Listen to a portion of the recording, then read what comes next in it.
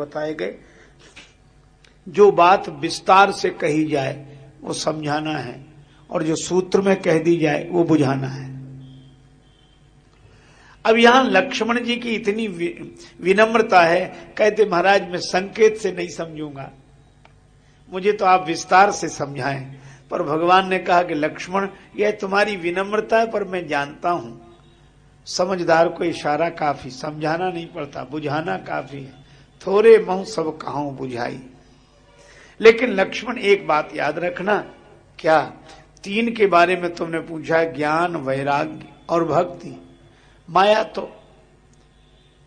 बाधक तत्व है, ज्ञान वैराग्य भक्ति के बारे में पूछा, और हम लोग हैं भी तीन, राम जी जानकी माता और लक्ष्मण तीन, और पूछा भी तीन के बारे में, ज्ञान वैराग्य और भक्ति। भगवान ने कहा तीन को ठीक कर लेना पहले। सुनो तात मन मति चित लाई। बुद्धि पवित्र हो तो ज्ञान समझ में आएगा। आहा, मन इस पवित्र हो तो वैराग्य आएगा, और चित्त पवित्र हो तो भगवान की भक्ति आएगी। सुनो तात मन मति चित्त लाई, तीनों। अब भगवान ने समझाना नहीं बुझाना शुरू किया, संकेत में, हाँ? इशारे में। कई बार बात इशारे से कह दी जाती है। अब एक महात्मा का किसी ने किया निमंत्रण, परिवार में अकेली वृद्धा माता थी। अरे महाराज मेरे बड़े भाग आप पधारे, और मैया ने भोजन परोस दिया थाली में, और सामने थाली रख दी, हाथ जोड़ के बोली भगवान प्रसाद ग्रहण करो। सो महात्मा जी ने भोजन करना तो शुरू किया, पर एक गड़बड़ी हो गई। वृद्धा माता ने और तो सब परोस दिया, पापड़ परोसना भूल गई, और महाराज पापड़ पीछे ही रखे थाली में, और बुढ़िया उधर पीठ किए बैठे। महाराज शुरू करो। और ये मन भी बड़ा विचित्र है, इसे करोड़ों की चीज मिल जाए तो 2 कौड़ी की, और 2 कौड़ी की न मिले तो उसे करोड़ों की समझता है। अब थाली में इतना सब कुछ भरा था तो पापड़ ही क्या जरूरी थे, लेकिन मन बार बार जाए। अब महात्मा जी संकोच बस कहे नहीं और मन माने नहीं, तो बहाने से बोले मैया भगवान की बड़ी कृपा जो आपका दर्शन हो गया। क्यों महाराज क्या हुआ?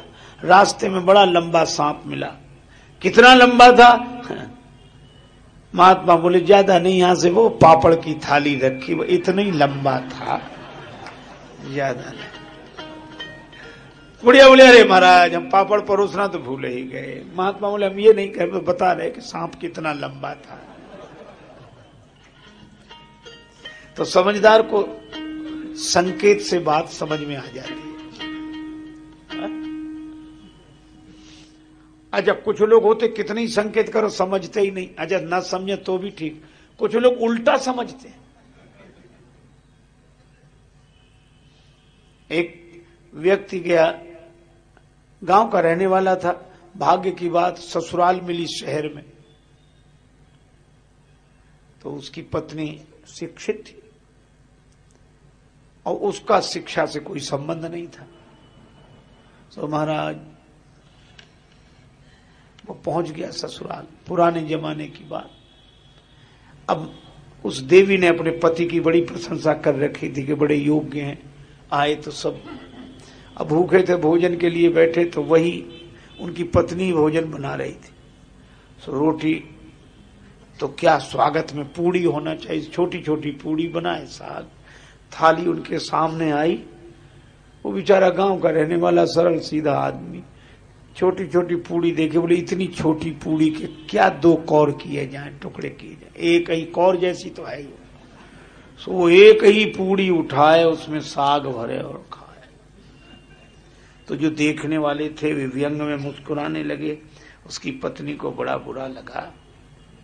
उसने कहा ये हमारी तरफ देखे तो इशारा करूं, समझदार है तो समझ लेगा।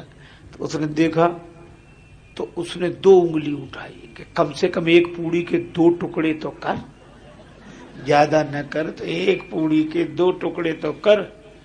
उंगली 2 उठाई गंवारपन पति को देख, कि एक एक पूड़ी के ग्रास दुई करेगा कम से कम। पति ने कहा, पत्नी का कितना प्रेम है मुझसे, कह रही थके हुए आए हो, 1 पूड़ी में क्या होता, 2-2 खाओ एक साथ।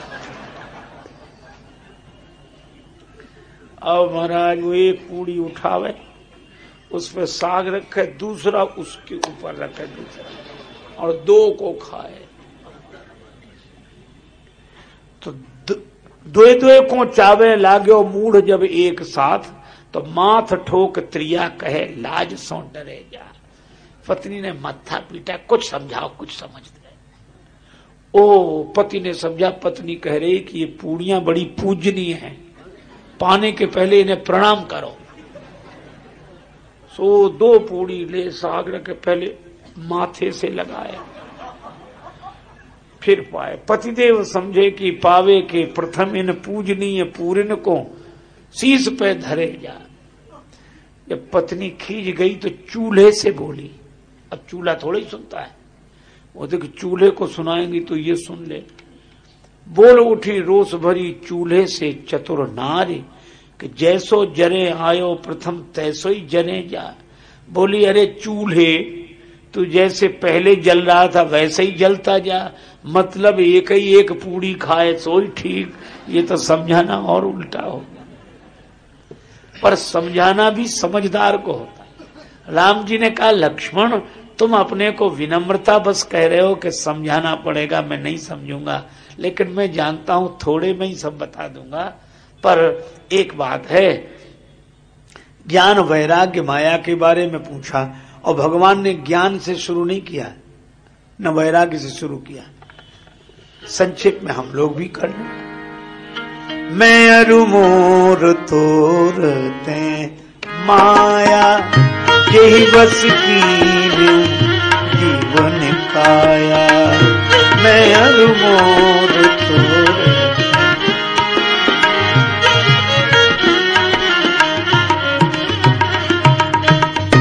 मैं मेरा तुम तुम्हारा, ये माया है। भगवान से लक्ष्मण जी ने तो नहीं, पर कोई पूछे कि ये तो ज्ञान पूछ रहे हैं, पहले आप माया क्यों बता रहे हैं? भगवान ने कहा कि जब तक ज्ञान नहीं हुआ तभी तक तो माया दिखाई पड़ेगी, समझ में आ जाएगी, और ज्ञान हो गया तो माया दिखेगी कहां, इसलिए पहले इसी को समझ लो। अच्छा, तो कहा भगवान कहते हैं ये मैं माया है। अब देखो है चक्कर की बात की नहीं। एक ओर तो यह कहा जाता है कि मैं ब्रह्म हूं, और दूसरी ओर यह कहा जा रहा है कि मैं माया है। तो ये मैं माया है कि मैं ब्रह्म है? तब इसका उत्तर यही है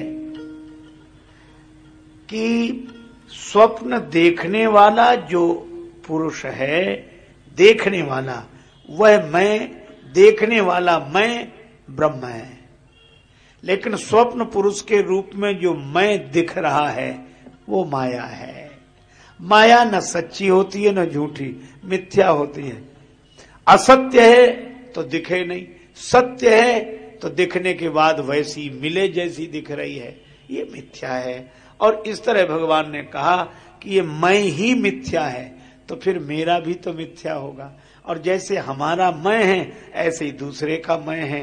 तो ये दिखने वाला मैं, ये देहाभिमानी मैं, यह माया है। लेकिन जो देहाध्यास से मुक्त होकर अपने स्वरूप में स्थित मैं है, वह ब्रह्म है। तो भगवान ने कहा मैं, मेरा, तुम, तुम्हारा, ये सब माया है। मां माने नहीं, या माने जो चीज जैसी ना हो फिर भी वैसी जिसके प्रभाव से दिखाई दे, उसका नाम माया है। भगवान कहते इस माया ने सबको अपने बस में कर रखा है। अच्छा, अब महाराज ज्ञान के बारे में भगवान ने कहा कि ज्यादा बात करने की जरूरत नहीं, एक ही बात है, ज्ञान मान जह एक नाही, देखई ब्रह्म समान सब माही। ज्ञान की स्थिति क्या है? कि वह ज्ञानी नहीं ज्ञान स्वरूप हो जाए। तो ज्ञानी रहेगा तो ज्ञान का गुमान रहेगा, और जिस समय ज्ञान स्वरूप हो जाएगा उस समय ज्ञानी पने का भान भी नहीं रहेगा। और जब अपने में ज्ञानी पने का भान होता है तो दूसरे में अज्ञानी पने का भान होता है। लेकिन ज्ञान स्वरूप जो हो गया उसके लिए सब समान, देख ही ब्रह्म समान सब माही, सब में समता, सब में समान भाव से सर्वम खल विदम ब्रह्म। यह भगवान ने ज्ञान की स्थिति बताई। अच्छा महाराज, वैराग क्या है? भगवान ने कहा, लक्ष्मण, परम वैराग्यवान वह व्यक्ति है जो गुणातीत हो, गुणों में भी जिसका राग न हो। सतोगुण, रजोगुण, तमोगुण ये आते रहते हैं अंतःकरण में, अपने अपने कार्य रूप दिखाते हैं, पर इनसे भी जो तटस्थ हो, साक्षी भाव में रहे, तृणसम सिद्धि, सिद्धियों से, चमत्कारों से तटस्थ हो, कोई राग न हो। तीन गुण त्यागी, तीनों गुणों से राग रहित जिसका अंतःकरण है वही वैराग्यवान है। कहिए तात सो परम विरागी, तृण सम सिद्धि तीन गुण त्यागी। ब्रह्मलोक लगी भोग जो चहे सबन का त्याग, वेद अर्थ ज्ञाता मुनि ताहि कहत वैराग। तो भगवान ने ज्ञान का वर्णन किया, वैराग का वर्णन किया, माया का वर्णन किया। अब एक समस्या आई कि जीव और ईश्वर में भेद क्या है।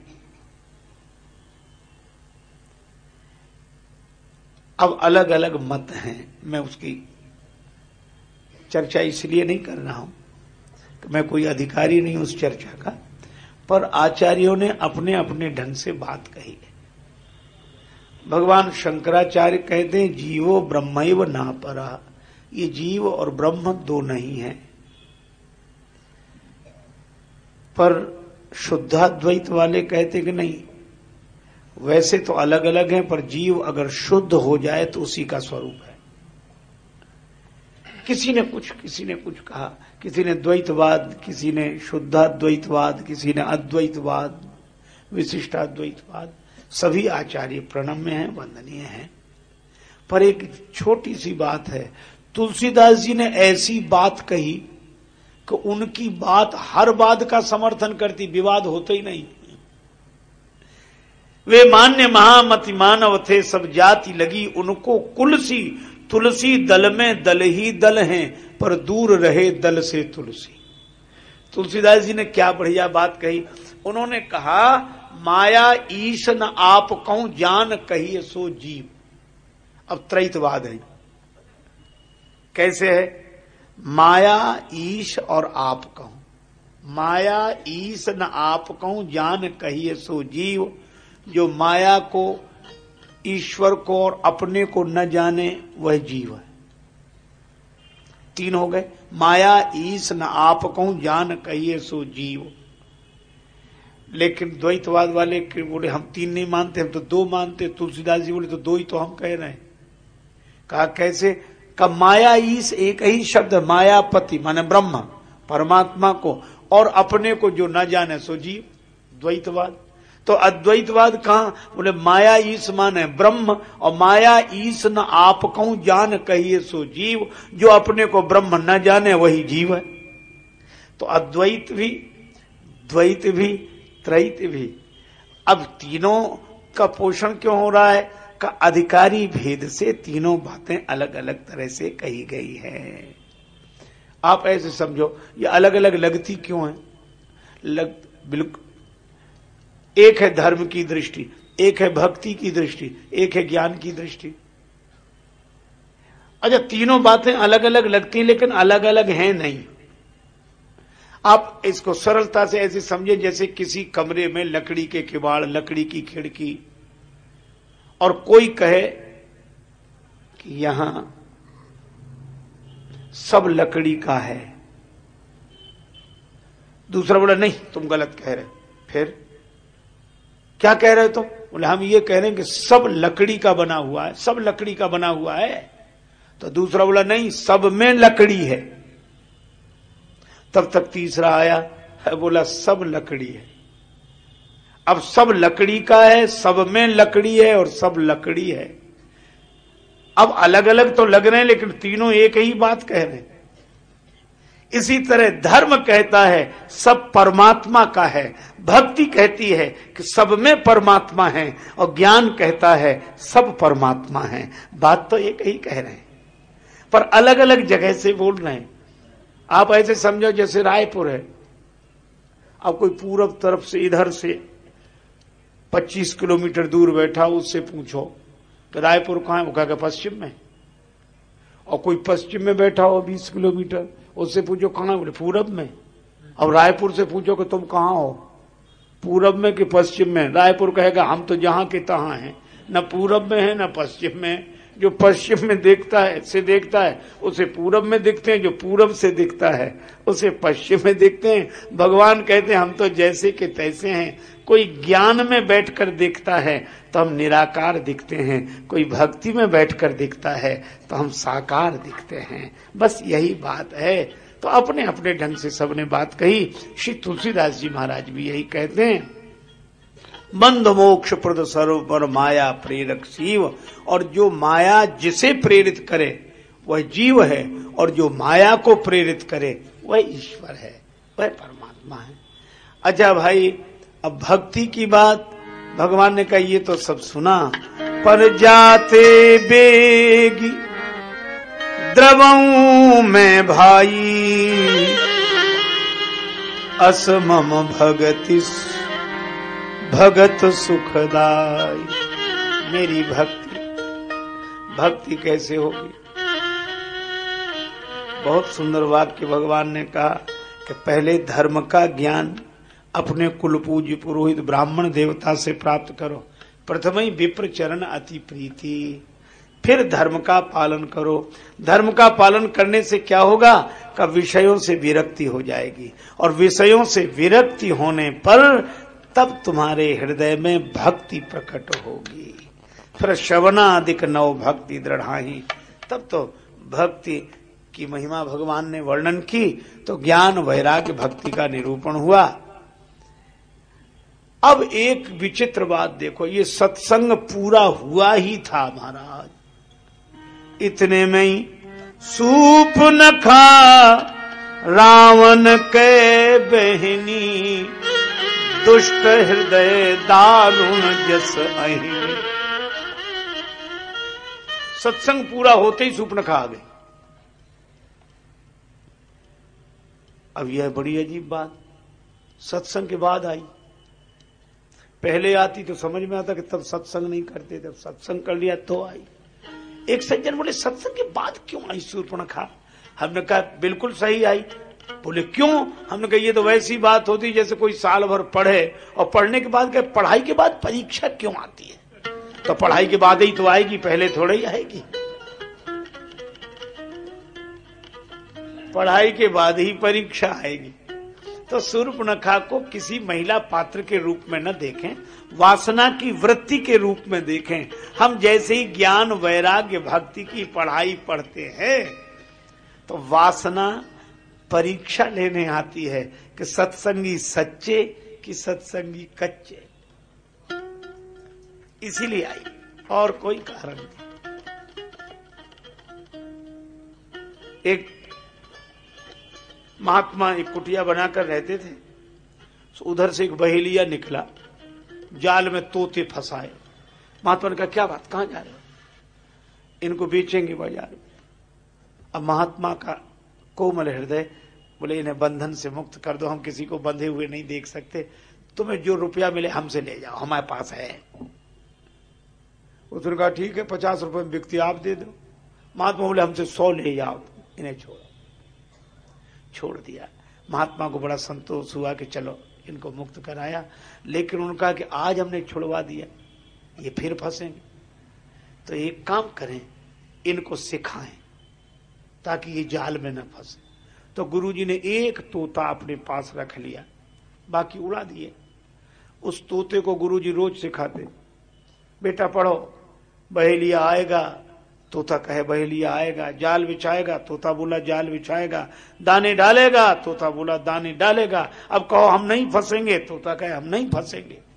1 महीने रखा, और महाराज वो 1 महीने क्या 4-6 दिन में ही आगे आगे बोलने लगे। गुरुजी कहे बहेलिया, तोता कहता आएगा, जाल बिछाएगा, दाने डालेगा, हम नहीं फंसेंगे। गुरुजी बोले पक्का यार, पूरा पक्का। आगे आगे बोले। ये जितने तोते होते हैं ये गुरुओं से आगे ही आगे बोलते हैं, उन्हीं से सीख सीख कर उनसे आगे। भाई आएगा, जाल बिछाए। गुरुजी ने कहा कि बहुत अच्छा, तुमने मंत्र याद किया, हमने तुम्हें चेला बनाया, अब तुम औरों को चेला बनाओ, सबको सिखाओ ये मंत्र, ताकि कोई जाल में ना फंसे। अब वो गया तो सब तोतों को इकट्ठा करके बहेलिया आएगा, जाल बिछाएगा, दाने डाल। अब 200-400 तोते आकाश में उड़े, वो यही कहते हुए बहेलिया आएगा, जाल बिछाएगा, दाने डालेगा, हम नहीं फंसेंगे। बहेलिया आया महात्मा जी के पास कि आपने हमारा धंधा चौपट कर दिया, अच्छा मंत्र सिखाया, वो काहे को फंसेंगे। महात्मा मुस्कुराए, बोले फंसेंगे क्यों? बोले तोते हैं। भगवान श्री रामकृष्ण देव कहा करते थे कि तोते को सिखाओ कि पट्टू सीताराम कहो, तो तोता बोलता है राम राम सीताराम राम राम, और बिल्ली दिखती है तो राम राम भूल जाते, फिर टें टें टें करता है। तो महात्मा जी ने कहा ये तोते हैं, इनको बातें याद हैं, पर ये फंसेंगे, तुम जाल बिछाओ। बहेलिया ने जाल बिछाया, दाने डाले। महात्मा बोले फंस जाए तो हमारे पास ले आना। और तोतों का क्या हाल, उड़ते आ रहे। ओके, बहेलिया आएगा, जाल बिछाएगा, दाने डालेगा, हम नहीं फंसेंगे, ये मंत्र भी बोलते आ रहे हैं और जाल में बैठते जा रहे हैं सब। अच्छा, जितने जाल में फंसे सबको मंत्र याद है। मैं आप लोगों की बात नहीं कर रहा ना, आप नहीं कर रहा। मंत्र तो उन्हें इतने याद है पर फंसे जाल में है। मंत्र इतने याद कि दूसरे को बताएं, फंस गए। बहेलिया बोले चलो ले चलें गुरु जी के पास। अब महात्मा जी ने देखा को और फंसे होंगे, लेकिन देखा सबसे आगे उनका वो चेला ही फंसा जिसको सिखा कर भेजा था वही। गुरु जी ने कहा क्यों भाई, हमने बहेलिए से तुम्हें बचा तो लिया, लेकिन तुम जाल में क्यों फंसे? सो क्या बोला, गुरु जी आपका मंत्र झूठा। झूठा? बिल्कुल। कैसे? महात्मा बोले मंत्र तो सही है। कहा कैसे, याद है? हाँ याद है। बताओ। बहेलिया आएगा। गुरु जी बोले आया था कि नहीं, ये बताओ। बहेलिया बोले हाँ बहेलिया तो आया था। तो बोले मंत्र सच्चा कि झूठा? हाँ नहीं सच्चा है। जाल बिछाएगा? उसने जाल बिछाया था। हाँ। दाने डालेगा? दाने डाले थे। बोले बिल्कुल। तो बोले मंत्र तो सच्चा है। आगे क्या है? बोले हम नहीं फंसेंगे। बोले फिर क्यों फंस गए? अरे बोले हमें क्या पता, हम समझ रहे सब मंत्र ही करेगा, हमें तो कुछ करना ही नहीं है। तो पढ़ाई के बाद परीक्षा होती है, तो भगवान परीक्षा लेते हैं कि ये ज्ञान की बात कर रहा है, वैराग्य की बात कर रहा है, भक्ति की बात कर रहा है, तो थोड़ा देखें तो। और वही हुआ। पंचवटी है ये, पंच तत्व के शरीर में ज्ञान वैराग्य भक्ति का सत्संग करने वालों के जीवन में वासना परीक्षा लेने आती है कि ज्ञान सच्चा कि कच्चा, भक्ति सच्ची कि कच्ची, वैराग्य सच्चा कि कच्चा। सुपनखा आई और आते ही वो सुंदर तो थी नहीं, सुंदर बनकर आई। रुचिर रूप धरि प्रभु पहुंच जाई। वासना सुंदर होती नहीं है, पर वो ऐसा रूप बनाकर आती है कि भोगासक्त व्यक्ति को वासना भी सुंदर दिखती है। रुचिर रूप धरि प्रभु पहुंच जाई। और राम जी के पास सुंदर बनकर आई और बोली, न दंडवत, न प्रणाम, न नमस्कार, न सीधे ही बोली बचन। बचन तो एक बोली पर बहुत मुस्काई। मुस्काई बहुत। मैं नहीं कह रहा, तुलसीदास जी महाराज ने लिखा है। रुचिर रूप धरे प्रभु बोली बचन बहुत मुस्काई। बहुत मुस्कुराकर एक वचन कहा, क्या तुम सम पुरुष, आपके जैसा कोई पुरुष नहीं है। ब्रह्मा जी को बड़ी प्रसन्नता हुई कि चलो राक्षसों में कोई भक्त तो हुआ जो भगवान की स्तुति कर रहा है। वेद भी कहते हैं हे भगवान आप आदि पुरुष हैं, आपके जैसा कोई पुरुष नहीं। और यह भी बोल रही तुम सब पुरुष। तो ब्रह्मा जी ने कहा जरा देख लें कौन है। तो ब्रह्मा जी ऊपर से झांकने लगे, तब तक शूर्पणखा बोली न मौसम नारी, मेरे जैसी नारी। ब्रह्मा जी ने कहा तेरे सब गड़बड़ कर दिया इसने, भगवान से अपनी बराबरी कर रही है, तुम सम पुरुष न मौसम नारी।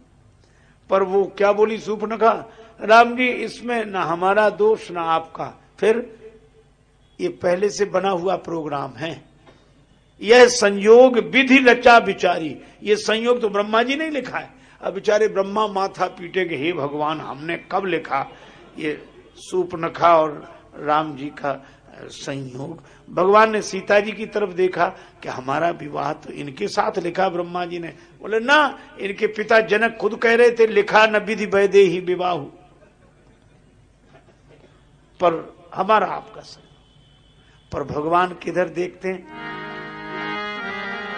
सीतई सीतई चितय कही प्रभु बाथा, सीतई चितय कही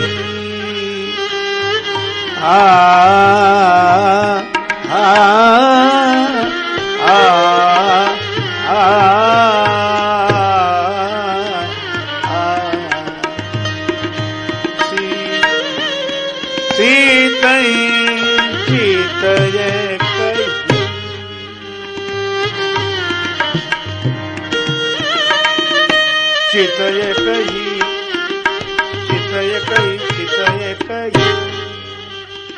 भगवान श्री सीता जी की ओर देखने लगे।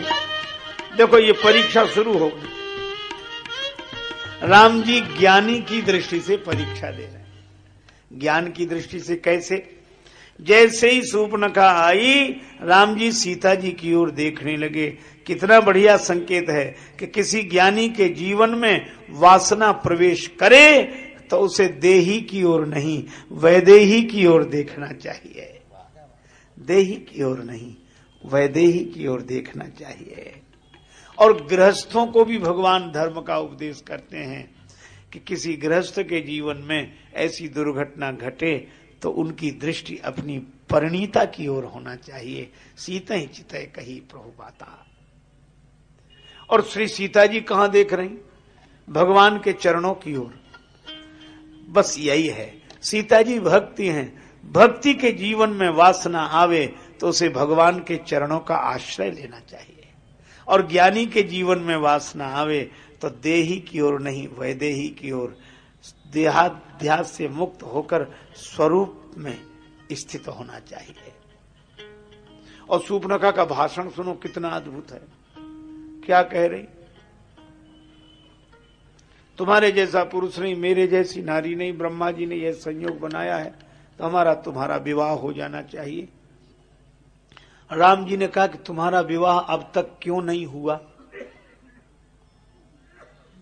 अब क्या बोली, हुआ क्यों नहीं,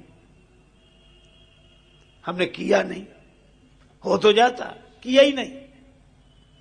राम जी बोले क्यों नहीं किया, हमारे लायक कोई पुरुष मिला ही नहीं, तुम्हारे लायक कोई वर नहीं मिला। तो तुम्हारे यहां से कौन गया था, तुम्हारे भाई साहब गए थे, पिताजी गए थे। बोले नहीं हमारे यहां ये परंपरा नहीं है। फिर बोले हमारे यहां तो हम खुद खोजने गए थे। तुम खुद, हाँ, मम अनुरूप पुरुष जगमाही देखूं खोज लोक तिहु नाही। तीनों लोकों में नहीं है हमारे लायक कोई पुरुष। राम जी बोले फिर हमें देखकर क्या विचार है। शूर्पणखा तो भी कहती थी कि आप जैसा कोई नहीं, तो भी बोली क्या, एक बात है क्या, ताते अवलग रही कुमारी पर मन माना कछु तुम ही निहारी। तुम्हें देखकर कुछ मन मान गया कि वैसे तो ठीक नहीं, लेकिन फिर भी बेटर हो। और सीता जी मनी मन हंसी कि ये कह रही कुछ मन माना। राम जी भी मन ही मन बोले कि हम ऐसी जगह भेजेंगे कि पूरा मन मान जाएगा। अब दो की तो परीक्षा हो गई, श्री सीता जी की और राम जी की। परीक्षा होनी थी लक्ष्मण जी की, क्योंकि तीनों सत्संगी हैं। और इस वैसे सामान्य शिष्टाचार की दृष्टि से देखें तो बहुत अटपटा लगता है कि राम जी सूर्पनखा को लक्ष्मण जी के पास भेजें, और उन लक्ष्मण जी को जो श्री सीता राम जी को माता पिता मानते हैं, और पिता पुत्र से ऐसा विनोद करे, यह तो। और फिर मर्यादा पुरुषोत्तम श्री राम, नहीं भाई यह लीला है, यह तो लक्ष्मण जी की परीक्षा होनी थी, इसलिए भेजा।